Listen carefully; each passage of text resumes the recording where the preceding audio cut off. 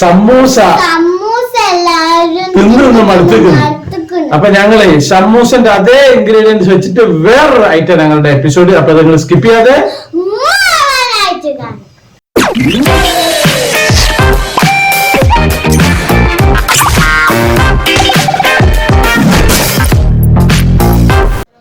ഇത് ഉള്ളിത്തണ്ട് എന്നറിയും. ഇത് ചില സീസണിലാണ് കടയിലുണ്ടാകും. ഇതിന്റെ ഉള്ളിൽ ഒരു നമ്മുടെ സ്ട്രോ പോലെ ഒരു ഹോൾ ടൈപ്പ് സാധനമാണിത്. ഇത് മാസ് എന്നാല് ഇത് ലക്ഷദ്വീപിൽ ഞാൻ പോയപ്പോൾ അവിടുന്ന് വാങ്ങിക്കൊണ്ടതാണ് മാസ്. അതായത് അവിടുത്തെ ചൂര മീന് കടൽ വെള്ളത്തിൽ തന്നെ പിന്നെ വേവിച്ചിട്ട് ഉണക്കിയിട്ടുള്ള സാധനമാണ്. ഇത് കിലോന് അവിടെ ഈ വലിയതിന് 500 രൂപയും ഇതിന്റെ ചെറുതുണ്ട് അതിന് 350 രൂപയാണ്. ഇത് ഞാൻ വെള്ളത്തിലിട്ട് വെക്കുകയാണ് ഒരു ദിവസം. ഇപ്പൊ ഒരു ദിവസം കഴിഞ്ഞിട്ട് ഞാൻ ഇതെടുത്ത് എന്റെ ഒരു കളർ ഇങ്ങനെ ബ്രൗൺ കളർ ഉണ്ടാവും. അതൊക്കെ കഴിഞ്ഞ് നല്ലവണ്ണം കഴുകിയിട്ട് ഞാൻ കുക്കറിൽ വേവിക്കുകയാണ്. കുക്കറിൽ ഒരു 6 സ്റ്റീം വേവിക്കണം. ഇത് ഓൾറെഡി വേവിച്ചാണ്, പക്ഷെ അത് വെയിലത്ത് ഉണങ്ങിയിട്ട് നല്ല ഹാർഡായിട്ടുണ്ടാവും. ഇത് 2-3 കൊല്ലമൊക്കെ ഇത് കേടാകാതെ നിൽക്കും. അപ്പൊ അതുകൊണ്ടാണ് നമ്മൾ ഇന്നൊരു സ്പെഷ്യൽ ഐറ്റം ഉണ്ടാക്കുന്നത്. അപ്പൊ ഞാൻ കുക്കറിൽ ഇട്ട് വേവിക്കുക. ഉപ്പൊന്നും ഇടേണ്ട ആവശ്യമില്ല. ഇപ്പൊ സംഭവം കഴിഞ്ഞിരിക്കുന്നു. ഇപ്പൊ കളറുണ്ട്, അതിന്റെ ഒരു കളറും വന്നിരിക്കുന്നു. എന്നാലും ഇനി നല്ലൊരു ഹാർഡാക്കി. ഇതിന് മുമ്പ് ഞാൻ ഇതുകൊണ്ട് ഒരു വിഭവം ഉണ്ടാക്കിയിരുന്നു. ഇതിന് മാസ് എന്ന് പറയും, ഒരു ചൂര.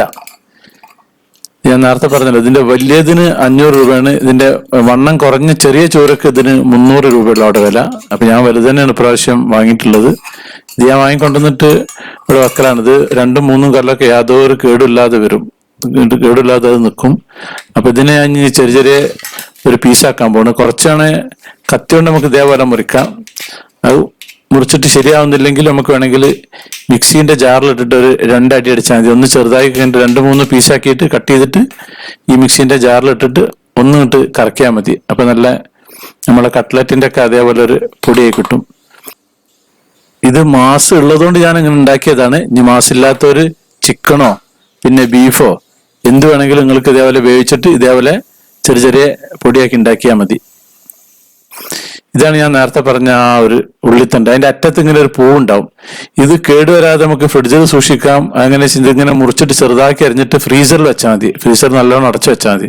ഇതും ഒരു പ്ലേറ്റ് ഉണ്ട്. പിന്നെ ഒരു പ്ലേറ്റ് ക്യാരറ്റ് ചീകിയത്, ഒരു പ്ലേറ്റ് ക്യാബേജ് ചീകിയത്, ഒരു പ്ലേറ്റ് ക്യാപ്സിക്ക ചീകിയത്, പിന്നെ ഒരു 2 കൈപ്പിടുത്ത മല്ലിയിലയും പിന്നെ വെളുത്തുള്ളി ഇഞ്ചിയും അരച്ചതാണത്, പിന്നെ ഒരു പ്ലേറ്റ് വലിയ ഉള്ളിയും പിന്നെ മാസും. അപ്പൊ ഞാൻ എണ്ണ ചൂടാക്കിയിട്ട് അതിലേക്ക് ഉള്ളി ഇട്ട് വാട്ടാൻ പോകുന്നു. വെളുത്തുള്ളി ഇഞ്ചിയും പേസ്റ്റിന്റെ കൂട്ടത്തിൽ ഞാൻ 2-3 പച്ചമുളകും കൂട്ടി അരച്ചിട്ടുണ്ട്. അതൊരു പച്ച കളർ വന്നിട്ടുള്ളത്. ഇത് നല്ലോണം അങ്ങോട്ട് വാട്ട്. അതിലേക്ക് ആവശ്യത്തിന് ഉപ്പ് ഇടുക. ഉപ്പ് ഈ നമ്മുടെ ഈ വലിയ ഇട്ടാൽ തന്നെ ഇട്ട ഉടനെ തന്നെ ഇട്ടാൽ മതി. അപ്പൊ അത് പെട്ടെന്ന് വെന്ത് കിട്ടും. അപ്പൊ ഒരു 3 ടേബിൾ സ്പൂൺ ഞാൻ ഇതിലേക്ക് വെളുത്തുള്ളി ഇഞ്ചി പച്ചമുളക് പേസ്റ്റ് ഇട്ടിട്ട് അതും നല്ലവണ്ണം ഇളക്കുന്നത്. ഉള്ളി ജസ്റ്റ് ഒന്നിങ്ങനെ വാടി കിട്ടിയാൽ മതി. അധികം വാടി ഇതായി പോകേണ്ട ആവശ്യമില്ല. അതിലേക്ക് ആ ഉള്ളിത്തണ്ടിന്റെ ആ ഒരു പീസും ഇട്ടിട്ടുണ്ട്. ഇത് ഇതേ വലുപ്പത്തിൽ അരിഞ്ഞിട്ട് ഫ്രീസറിൽ ബോക്സിലാക്കി വെച്ചിട്ടുണ്ടെങ്കിൽ കുറെ കാലം നിൽക്കും. ഇതും മാസ് മിക്സിയിൽ അടിച്ചത് അതും ഇതിലേക്ക് ഇടുക. ഇതൊക്കെ ഇങ്ങനെ കണ്ടിന്യൂസ് ആയിട്ട് നമുക്ക് ചെയ്യാം. നല്ലോണം അങ്ങോട്ട് മിക്സ് ചെയ്യുക കംപ്ലീറ്റ്. ഇതൊക്കെ വെന്ത സാധനം തന്നെയാണ്. അതിലേക്ക് ഇനി ക്യാബേജ് ഇതുപോലെ ചെറുതാക്കി അരിഞ്ഞിട്ടുള്ളതാണ്. ഈ ഒരു മിക്സ് പിന്നെ മസാല നമുക്ക് മറ്റ് പല സാധനങ്ങൾക്ക് ഉപയോഗിക്കാം. അത് ഞാൻ കുറച്ച് അധികം ഉണ്ടാക്കി ഇടുന്നുണ്ട്. ഇത് ക്യാരറ്റാണ്. നല്ലോണം അങ്ങോട്ട് മിക്സ് ചെയ്യാം. ഇതിൽ മഞ്ഞപ്പൊടിയും മുളക് പൊടിയും തീരെ ഉപയോഗിക്കരുത്. അപ്പൊ 1 ടേബിൾ സ്പൂൺ ചെറിയ ജീരകത്തിന്റെ പൊടിയാണ് ഇട്ടിട്ടുള്ളത്. നല്ലോണം അങ്ങോട്ട് മിക്സ് ചെയ്യാം. പിന്നെ 1 ടേബിൾ സ്പൂണ് കുരുമുളക് പൊടിയും പിന്നെ 1 ടേബിൾ സ്പൂണ് ഗരം മസാലയും. ഈ ഒരു 3 പൊടികൾ മാത്രം ഉപയോഗിക്കാൻ പറ്റുക. നല്ലോണം അങ്ങോട്ട് എല്ലാ ഭാഗവും മിക്സ് ചെയ്യുക. മസാല കുറച്ച് നേരത്തെ ഇട്ടാലും കുഴപ്പമൊന്നുമില്ല. ഇനി ക്യാപ്സിക്കം ഇതേപോലെ ചെറുതാക്കി അരിഞ്ഞത്. ഉള്ളി വാടി വരുന്ന സമയത്ത് തന്നെ മസാലപ്പൊടി ഇട്ടാലും മതി. തക്കാളി തീരെ ഇടരുത്. കുറച്ച് മല്ലിയില ഇട്ടിട്ട് അത് പുറത്തേക്ക് വെക്കുക. മല്ലിയില ഇട്ടാൽ പിന്നെ അധികം അടുപ്പെടുത്ത് പുറത്ത് വെക്കരുത്. പുറത്ത് പെട്ടെന്ന് എടുത്തു വെക്കണം. അപ്പൊ ഞാൻ ചൂടാറാൻ വേണ്ടിയിട്ട് എനിക്ക് ആവശ്യത്തിനുള്ളത് മാത്രം ഞാൻ കുറച്ച് മാറ്റി ഒരു പ്ലേറ്റിലേക്ക് വെക്കുകയാണ്. ബാക്കിയുള്ളത് ഞാൻ ഇനിയൊരു ഒന്ന് ചൂടാക്കി കഴിഞ്ഞിട്ട് ബോക്സിലാക്കിയിട്ട് ഫ്രീസറിൽ വെക്കും. ഇനിയും വേറെ എന്തെങ്കിലും പലഹാരങ്ങൾക്ക് അപ്പൊ അത് ഇതിന്റെ മുകളിൽ കുറച്ചും കൂടി മല്ലിയില ഞാൻ ഇട്ടിട്ടുണ്ട്. ഇത് ജസ്റ്റ് അങ്ങോട്ട് മിക്സ് ചെയ്യുക. ചൂടാറി കഴിഞ്ഞ ശേഷം നമുക്കിത് പാക്ക് ചെയ്യാൻ നല്ലത്. ഇനി നമ്മളെ സ്വിറ്റ്സിന്റെ സമൂസ ലീഫാണ് ഞാൻ എടുത്തിട്ടുള്ളത്.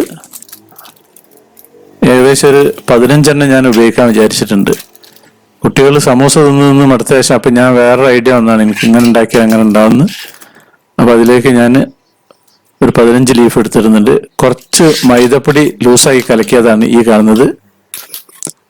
അപ്പം ഇത് ഒരു പൈപ്പാണ്, PVC പൈപ്പ്, ഒരു 3/4 ഇഞ്ചിന്റെ. അതിൻ്റെ ഒരു അറ്റത്തേക്ക് ഇതിങ്ങനെ വെച്ചിട്ട് ഇതിന് മുകളിൽ വെക്കുക. ഇതിൻ്റെ ഈ ഒരു അറ്റത്ത് സ്വല്പം മൈദ ലിക്വിഡ് വെക്കുക, ഒന്ന് ജസ്റ്റ് ഒന്ന് ചുരുട്ടുക. അതേപോലെ ഈ അറ്റത്ത് അത് വെക്കുക. എന്നിട്ട് ടൈറ്റാക്കിയ കൈ കൊണ്ട് ഒറ്റ വലി ഇതുപോലെ ഉണ്ടാക്കി വെക്കുക. അപ്പൊ ഞാനിത് കാണിച്ചത് ഇതുപോലെ പൈപ്പിന്റെ ഹോള് ഒരു 3/4 ഇഞ്ചാണ് നല്ലത്, ഏറ്റവും നല്ലത്. ഇതൊക്കെ റെഡി ആയിട്ടുണ്ട്. ഇതിൻ്റെ അകത്ത് മസാല ഫില്ല് ചെയ്യണം. മസാല ചൂടാറി കഴിഞ്ഞ ശേഷമാണ് ഏറ്റവും നല്ലത്. അതിലേക്ക് കണ്ടിട്ട് ഫില്ല് ചെയ്യാൻ നല്ലോണം. ഒന്ന് കൈകൊണ്ടൊന്ന് ടൈറ്റ് ചെയ്ത് കൊടുത്താൽ മതി. ഇത് കംപ്ലീറ്റ് ഫില്ലായി കഴിഞ്ഞ ശേഷം അതൊരു കവറിൽ, പ്ലേറ്റിൽ ഒരു കവറിലാക്കിയിട്ട് നമുക്ക് ഒന്നുകൂടി തണുത്ത് വെച്ചാൽ മതി. തണുത്തിട്ടാക്കാണ് നല്ലത്. സേമിയയും ഒരു ബൗളിൽ മൈദ ലിക്വിഡാണ്, കുറച്ച് കട്ടിയുള്ളതാണ്. അപ്പം അതിൻ്റെ അറ്റത്ത് ഇങ്ങനെ അതിലേക്ക് മുക്കുക, പിന്നെ ഈ സേമിയയിൽ മുക്കുക, അതേപോലെ ഇവിടെ മുക്കുക, അതിൽ മുക്കുക. ഒരു ചെറിയൊരു ഗ്യാപ്പ് ഉണ്ടാവും, നല്ലതാണ് മസാല ഫില്ല് ചെയ്യുന്ന സമയത്ത്. അപ്പോൾ ഒരു ലിക്വിഡ് അതിൽ ഇതിനുള്ളിലേക്ക് എണ്ണ ഒന്നും കുടിക്കൂല ഇത് ലിക്വിഡ് അതിൽ തട്ടിയിട്ടുണ്ടെങ്കിൽ. അപ്പോൾ അത് ഞാൻ കംപ്ലീറ്റ് ഒരു പ്ലേറ്റിൽ ആക്കി എല്ലാതും റെഡി ആയിട്ടുണ്ട്. ഇനി ചൂടുള്ള എണ്ണ, നമ്മൾ സമൂസ പൊരിക്കുന്ന അതേ ഒരു സ്റ്റൈൽ തന്നെയാണ് പൊരിക്കേണ്ടത്.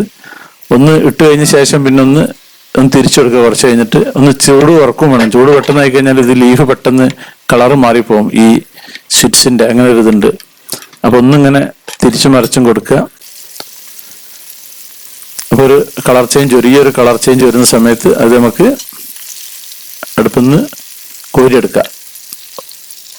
കംപ്ലീറ്റ് മസാല ഒന്നും ഉള്ളിലേക്ക് പോയിട്ടുണ്ടാവില്ല, പുറത്തേക്ക് എണ്ണയിലേക്ക് ഇറങ്ങിയിട്ടുണ്ടാവില്ല. അപ്പൊ ഇതാണ് സംഭവം. അപ്പൊ ഇത് കെച്ചപ്പ് കൂട്ടി ഉപയോഗിക്കുക, കുട്ടികൾക്ക് ഭയങ്കര ഇഷ്ടമായിരിക്കും. അപ്പൊ അതുപോലെ വെറൈറ്റി ഫുഡുകളൊക്കെ നമ്മുടെ ചാനലുണ്ട്, അതൊക്കെ നിങ്ങൾ സ്കിപ്പ് ചെയ്യാതെ മുഴുവനോട്ട് കാണുക. ഒരുപാട് യാത്രകളുണ്ട്, സ്പെഷ്യൽ ബിരിയാണി ഐറ്റംസ് ഒക്കെ ഉണ്ട് നമ്മളുടെ ചാനലിൽ. സാക്സ് വെറൈറ്റീസ് ചാനൽ നിങ്ങൾ ആദ്യമായിട്ട് കാണുന്നവരാണെങ്കിൽ അത് സബ്സ്ക്രൈബ് ചെയ്യാൻ മറക്കരുത്, ലൈക്ക് ചെയ്യാൻ മറക്കരുത്, കമന്റ് ചെയ്യാൻ മറക്കരുത്, ഷെയർ ചെയ്യാൻ മറക്കരുത്. Thank you.